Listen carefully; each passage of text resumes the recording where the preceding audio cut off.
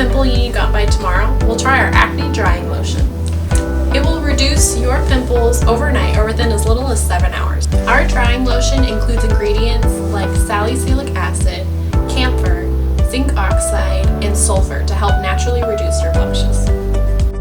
When applying the drying lotion, you want to start with a clean face and go ahead with your toner and moisturizer, avoiding the spots where your blemishes are.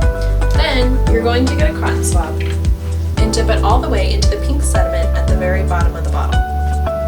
It should come out pink. Then, you're going to dab your drying lotion onto your blemish, covering it completely. So don't rub it, let it dry, and then you can go ahead and wash it off the next morning with warm water. You should see a visibly reduced blemish. I applied that Acne Drying Lotion overnight, and here are the results.